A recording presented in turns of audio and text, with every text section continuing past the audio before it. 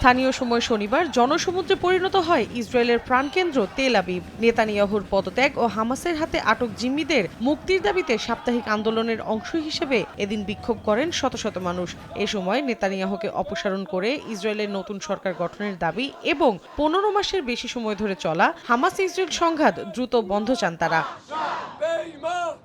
পাশাপাশি ফিলিস্তিনের স্বাধীনতাকামী সংগঠনের সঙ্গে ইসরায়েলি জিম্মিদের মুক্তির বিষয়ে কোনো চুক্তি বা সমঝোতা না করতে পারায় নেতানিয়াহু সরকারের বিরুদ্ধে ক্ষোভ প্রকাশ করেন বিক্ষোভকারীরা।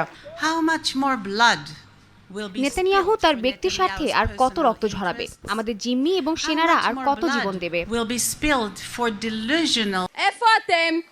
জিম্মি থাকার 15 মাস, দুর্ভোগের 15 মাস। এই দীর্ঘ সময়ে নেতানিয়াহুর অনেক কিছু করার ছিল। কোনো ধরনের সমাধান ছাড়াই সময় চলে যাচ্ছে।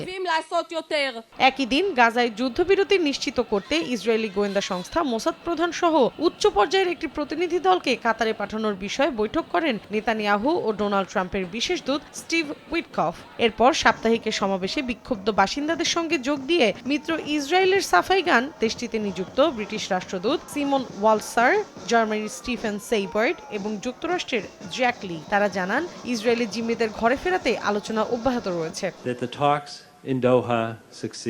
দোহার আলোচনা যাতে সফল হয় তাই আমরা একত্রিত হয়েছি। আমরা জানি সবকিছুর একবারে সমাধান করা যাবে না, প্রতিটি দিন অনেক বেশি গুরুত্বপূর্ণ। 2023 সালের 7 অক্টোবর গাজায় ইসরায়েলি আগ্রাসনের শুরু থেকেই নিজ দেশের নাগরিকদের তোপের মুখে নেতানিয়াহু। তার পদত্যাগের দাবিতে প্রায় প্রতিদিনই বিক্ষোভ করছেন ইসরায়েলিরা।